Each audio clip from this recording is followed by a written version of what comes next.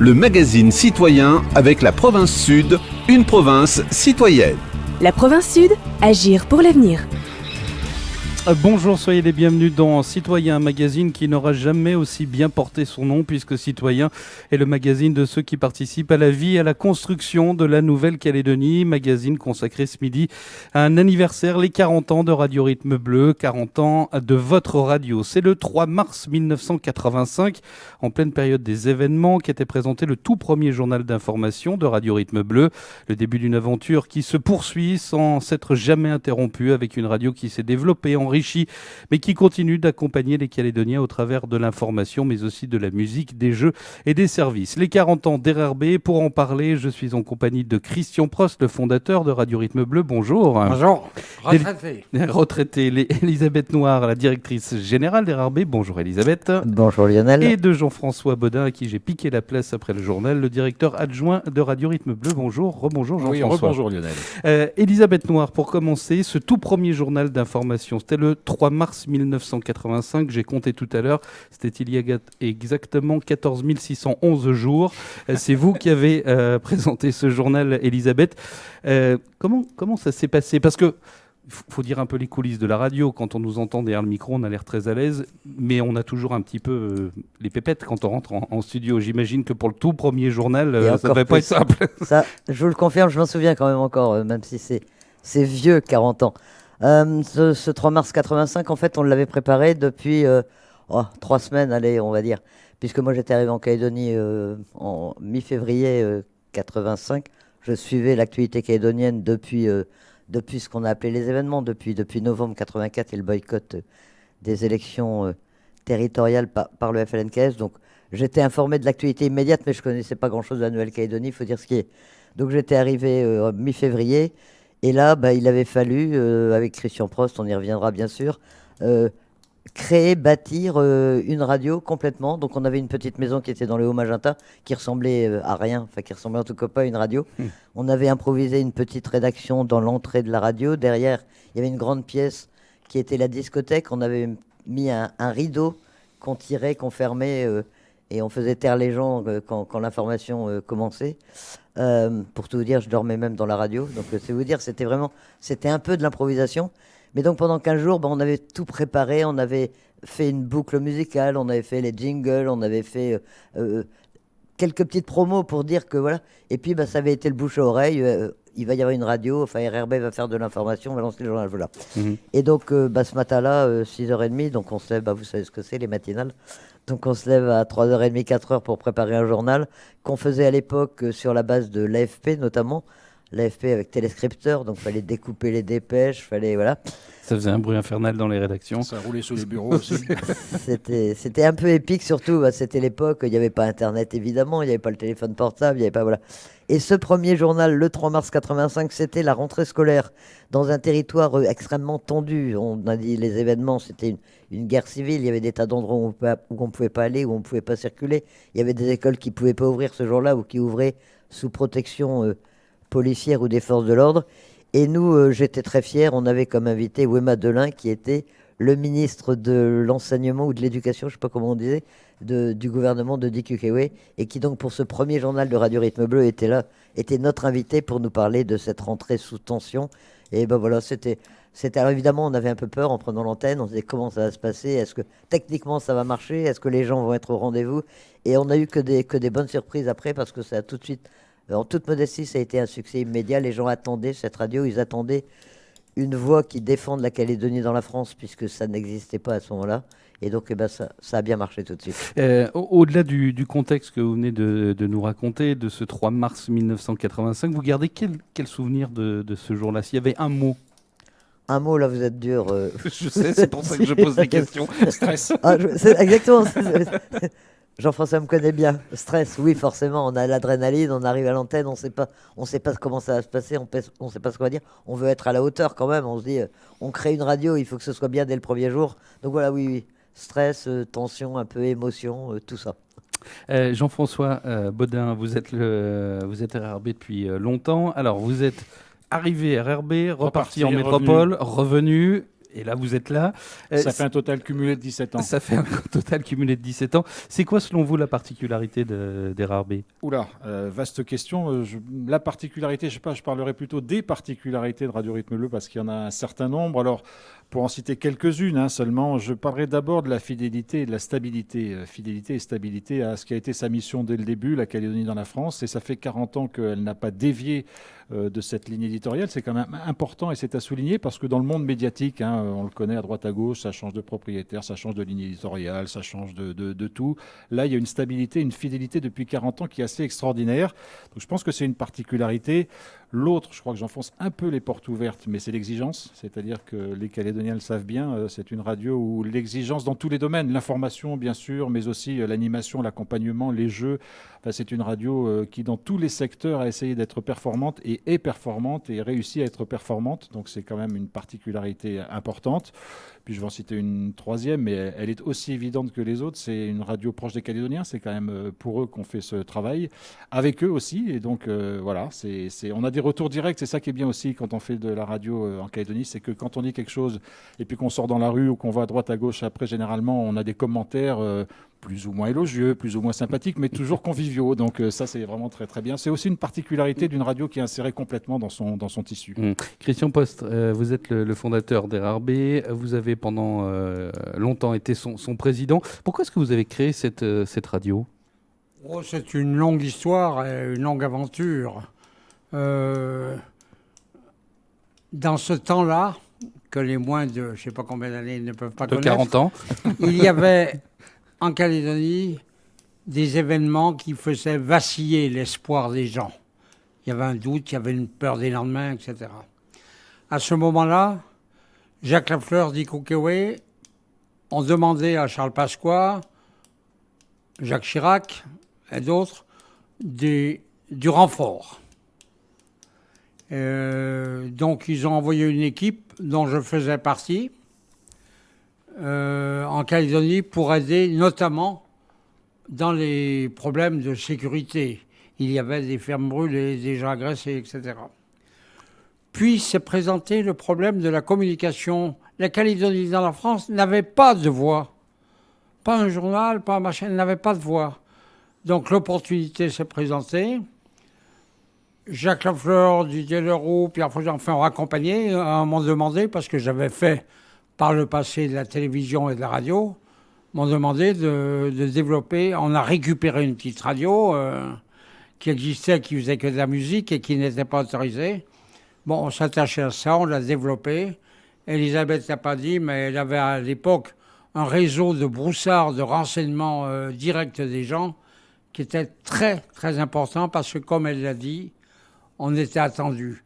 Et très vite, les gens sont venus, j'allais dire même les indépendantistes, écouter le professionnalisme de Radio Rythme Bleu. C'est le cas aujourd'hui encore. Christian, on en parlait avec Elisabeth au tout début de cette émission. Le 3 mars 85, vous, quel souvenir vous en avez de ce jour, de cette journée du 3 mars 85 ? J'ai le souvenir que j'avais fait venir une jeune femme, Elisabeth, 25 ans, en lui faisant signer un contrat pour 9 mois. Je l'avais connue à l'Ouest FM, la radio de Philippe de Villiers, et je savais tout le potentiel qu'elle avait. Donc c'est une aventure qui commençait, et j'étais confiant. Et puis je sentais bien ce besoin, et à l'époque, je vous dis, Jacques Lafleur était très content et a été, on peut le dire, très gentil avec Elisabeth. Elisabeth, Jean-François, Christian, je fais une question ouverte, comme ça sera plus simple, chacun prend la parole comme il veut, vous êtes à la maison. Quels ont été les temps forts de l'histoire de Radio Rythme Bleu ? Je commence avec vous, Elisabeth, quand même. En 40 ans, vous imaginez combien il y en a eu ? J'imagine. Ça a été une succession de temps forts, et il y en a encore presque tous les jours, quoi. Qu'est-ce qu'on peut retenir ? C'est l'installation, d'abord la création, dans un paysage, un paysage audiovisuel qui était très particulier. Encore, c'est en 1985, il y avait un journal, Les Nouvelles Calédoniennes, une radio, on l'appelait RFO, à l'époque c'était RFO, et une chaîne de télé qui était RFO aussi, quoi. Et donc, c'était vraiment l'arrivée d'RRB, c'était déjà un événement en soi, quoi. Qu'il y ait une radio libre, comme on dit, une radio associative, qui en plus porte un message politique, assume un message politique d'être la voix de la Calédonie dans la France, c'était un événement. Ensuite, c'est une radio qui a grandi au fur et à mesure, tout en accompagnant l'histoire de la Nouvelle-Calédonie et la vie des Calédoniens. Donc il y a eu plusieurs bonds. D'abord, cette petite radio qui commence avec un seul émetteur qui émet sur Nouméa. On crée un téléphone de brousse, c'est-à-dire un téléphone où les auditeurs de l'intérieur qui ne pouvaient pas capter RRB pouvaient appeler pour avoir notre journal d'information qui était mis en ligne, qui était mis au téléphone, ça devait être des cassettes à l'époque. Enfin bon, la technique a beaucoup, beaucoup changé aussi en 40 ans. Ensuite, ça a été la création de radio Petite Sœur, comme on disait. On a créé une Radio Baie Tortue à Bourail, Radio Fréquence Nord à Coumac, Radio Côte-Est à Poix-Dimier, pour avoir des relais. Donc ces petites radios avaient leur propre musique, faisaient leur propre animation, mais diffusaient les journaux de Radio Rythme Bleu. Après, moi j'aurais tendance à vous dire que les temps forts, ça a été la manière dont RRB a pu vivre, suivre, accompagner l'évolution politique de la Nouvelle-Calédonie. Alors bien sûr, moi c'est mon secteur, c'est ce qui m'a toujours passionné, donc l'actualité politique, et ça, on a été servi. Donc, il y a eu la sortie des événements, il y a eu bien sûr l'affaire d'OVA, ça restera, comme journaliste, un événement extrêmement marquant et qu'on ne peut pas oublier. Il y a eu bien sûr la signature des accords de Matignon, qu'on a accompagné à l'époque. Radio Rythme Bleu était très proche de Jacques Lafleur, c'est pas un secret. Et quand Jacques Lafleur nous a appelés depuis Paris pour dire qu'il avait signé les accords de Matignon, naturellement, on a pensé que c'était la solution pour la Nouvelle-Calédonie, qui sortait de 4 ans de guerre, de tensions, de violence. Ça n'a pas été bien accepté par nos auditeurs. Faut s'en rappeler quand même à l'époque. Moi, c'est l'un des moments qui m'a frappé, c'est vrai, parce que un certain nombre de Calédoniens ne comprenaient pas, avaient l'impression qu'on les trahissait en choisissant de signer un accord. Alors après, il y a eu toute l'évolution politique de la Nouvelle-Calédonie.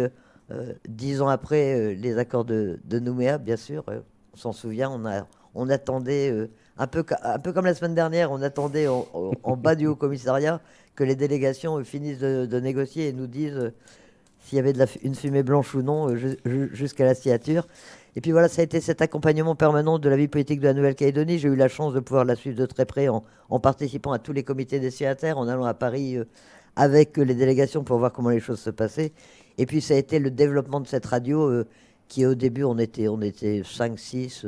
Il y avait Eugénie qui est toujours là d'ailleurs, qui était déjà à la création d'RRB il y a 40 ans.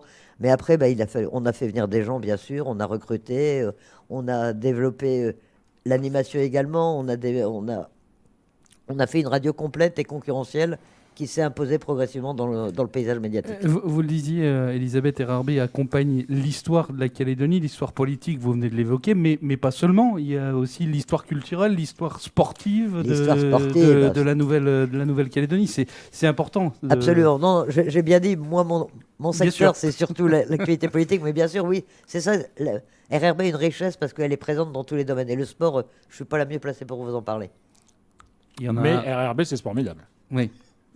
Christian, sur... Le sport était une des dominantes. L'information bouffait tellement, si je peux m'exprimer comme ça, l'espace médiatique qu'il fallait qu'à côté, on donne un petit peu d'espace aux gens, d'espace de vision. Machin. Et le sport a occupé une grande place à une époque où, il faut quand même le dire, Thierry Théao, Gannet et d'autres comme ça, on avait Zimaco, on avait... pléthore de champions, de gens qui marquaient l'actualité nationale du sport.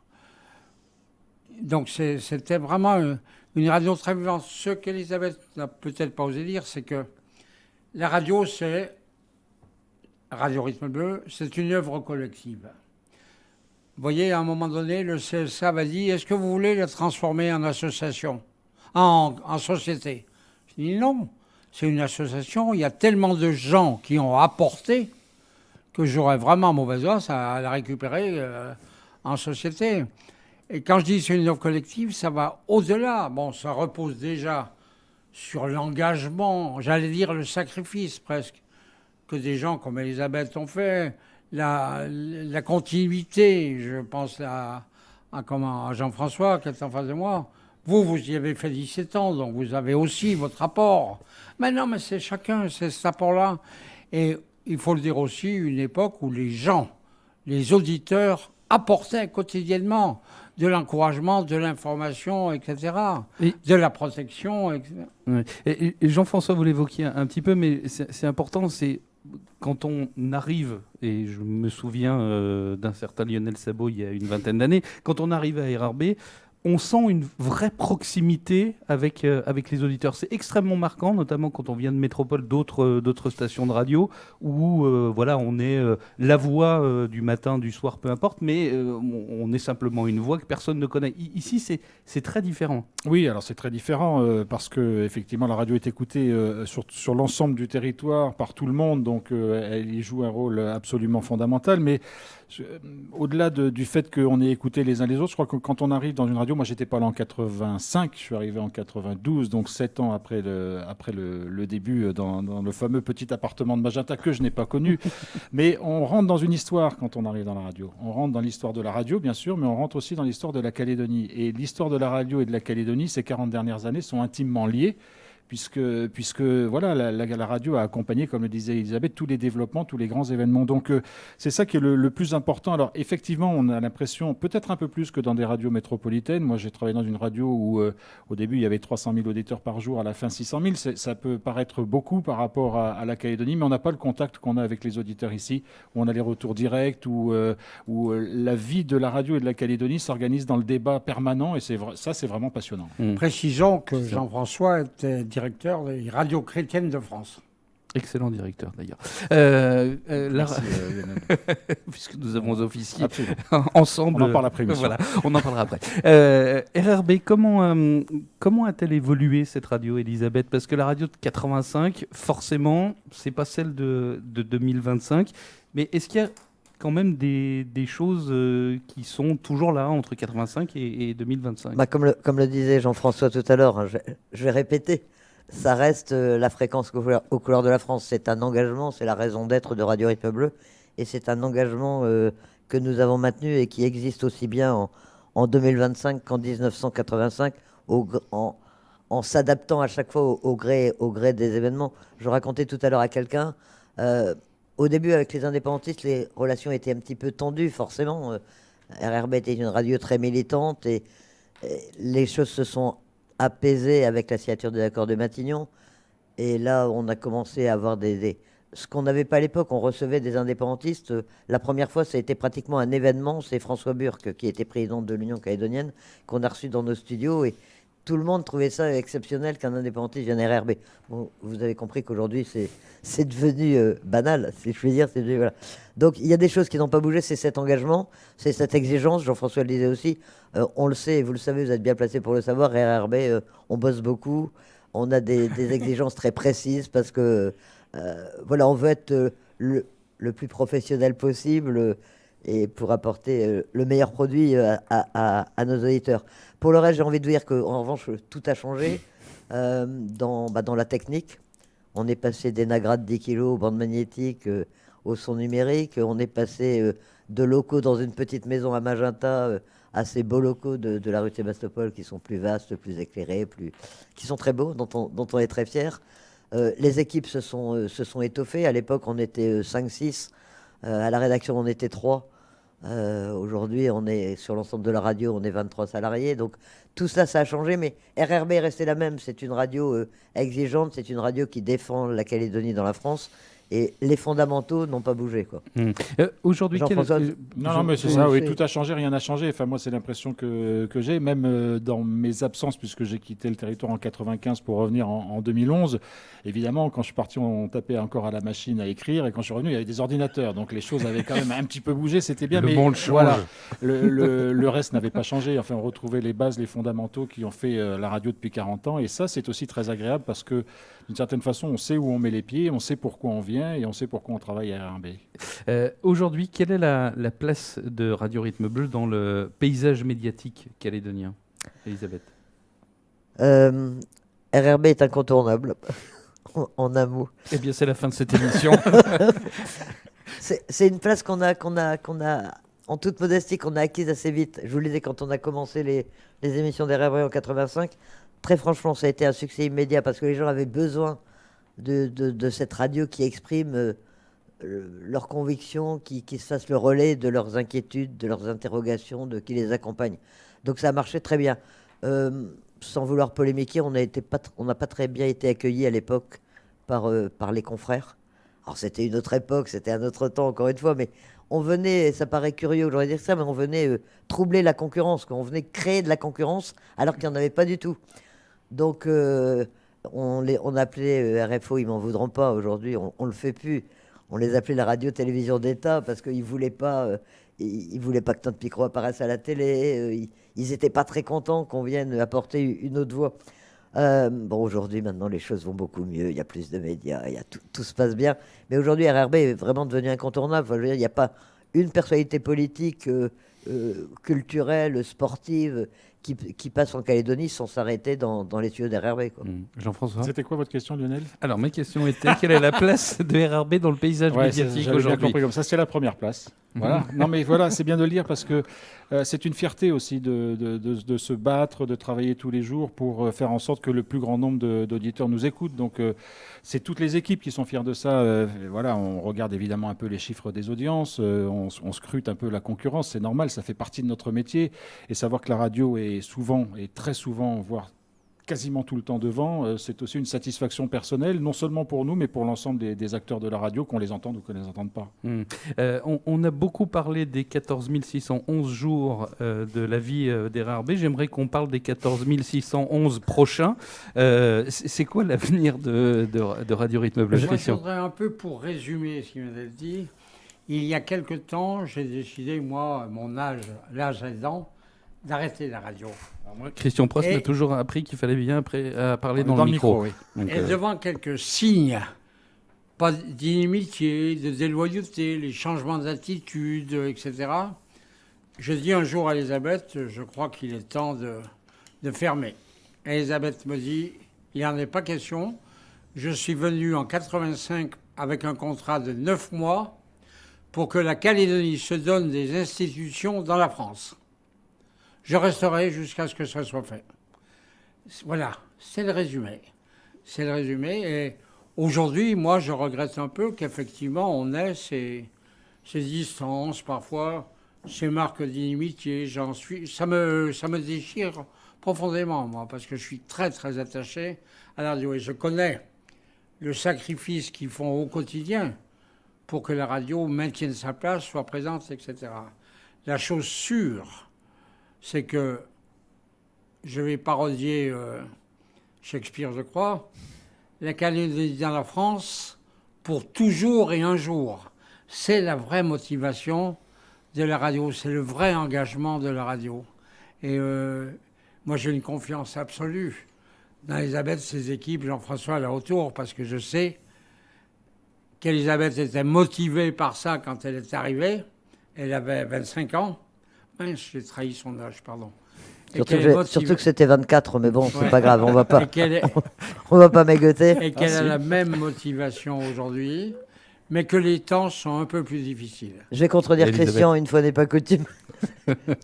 comme disait Jean-François tout à l'heure, l'une des choses qui me frappe quand même depuis ces 40 ans, et même ces dernières années, et même peut-être encore plus ces derniers mois, c'est le contact avec les auditeurs et justement leur gratitude, c'est un grand mot, leur reconnaissance, leur sympathie à notre égard. On ne va pas vous cacher que depuis le 13 mai, on a reçu un nombre de témoignages de sympathie, de remerciements, qui sont incroyables et effectivement, vous le disiez tout à l'heure, c'est parce qu'on voit en métropole. Quoi. On peut travailler dans une radio, il n'y a pas beaucoup de gens qui vous arrêtent dans la rue pour dire merci de ce que vous faites. Quoi. Alors qu'en Calédonie, c'est presque quotidien. Et moi, ça, je remercie beaucoup les auditeurs pour cette proximité et la gratitude qu'ils ont à notre égard. On fait notre boulot, nous, on l'a choisi. C'est entre guillemets, une mission de participer au maintien de la Calédonie dans la France. Mais ça fait plaisir de voir que les auditeurs nous en sont grés et nous remercient. Pour ce qui est de la Calédonie dans l'avenir, dans 40 ans, je ne ferai pas l'émission avec vous, je vous le dis. Je vous rassure, moi non plus.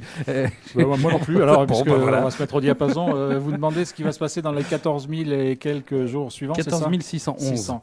C'est très difficile à dire parce qu'on n'a pas de boule de cristal, donc je ne sais pas ce qui va se passer dans les 40 ans, mais la seule chose dont je sois sûr, c'est qu'on parle là des 40 ans d'histoire de la radio, de Radio Rythme Bleu, c'est que cette histoire, elle existe. C'est l'ADN de la radio. Donc, quelles que soient les évolutions futures, je crois qu'il faudra s'appuyer sur cette histoire l'histoire, sur ce qui s'est passé, sur ce qui a été fait, parce que c'est une continuité qui se joue, c'est pas autre chose. Donc la radio va pas changer du jour au lendemain. Il y a quelque chose qui a été créé, qui a été bâti, que les Calédoniens aiment beaucoup. Elisabeth en parlait. Donc je sais pas ce que seront les 14 000 et quelques autres jours, si ce n'est la fidélité à une histoire qui s'est déjà écrite depuis 40 ans. Christian ? Moi, je voudrais m'adresser un peu aux auditeurs. Ils sont nombreux à nous écouter. RRB vous a accompagné depuis 40 ans, à vos côtés comme ça, etc. Aujourd'hui, RRB est en difficulté et a besoin de vous.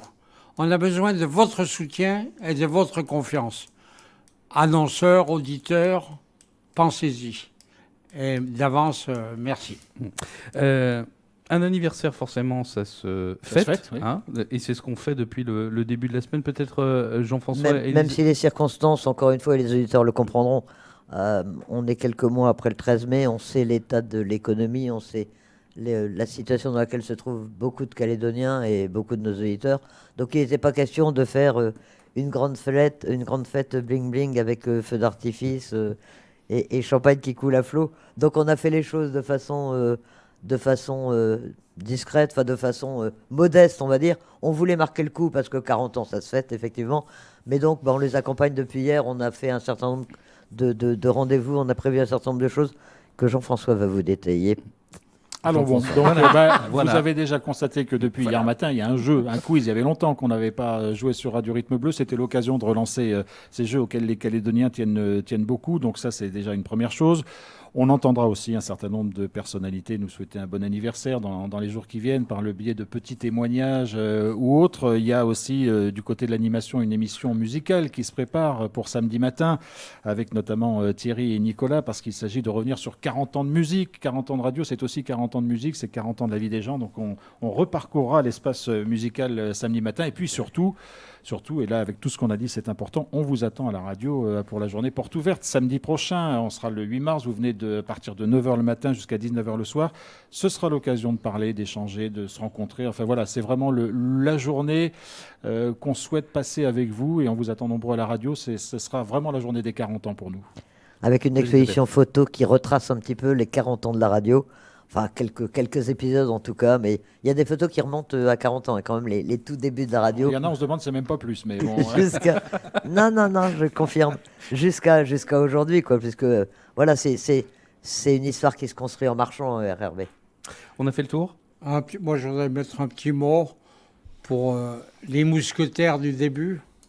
Je pense à Eugénie, bien sûr, à Elisabeth, je pense à Claudette Schmitt, qui était présente. Responsable de la pub. Responsable de la pub. Et, dont le fils est toujours là, derrière la vitre d'ailleurs. Le fils est toujours là, Thierry. Voilà. Je pense à des gens qui nous ont accompagnés sur le plan de la sécurité, parce qu'on avait besoin à l'époque. Elisabeth a reçu beaucoup de menaces, a été séquestrée 2 fois. Comme ça, je pense à Henri Morigny et à d'autres, bien sûr. Et je crois qu'on peut pas ne pas parler d'eux. Eh bien, merci à tous les trois d'avoir été sur le plateau du magazine Citoyen. Je crois qu'on ne peut pas aussi ne pas parler de Nathalie Germain, de Marianne Ixoé, de Robert Canal et de Claude Iméoch qui auront aussi fait ce qu'est Radio Rythme Bleu aujourd'hui. Merci Bravo. à tous les trois d'avoir été Merci. avec nous ce midi. Un magazine qui sera disponible d'ici quelques minutes en réécoute audio et vidéo, me semble-t-il, sur notre site internet rrb.nc. Bel après-midi. Merci Lionel.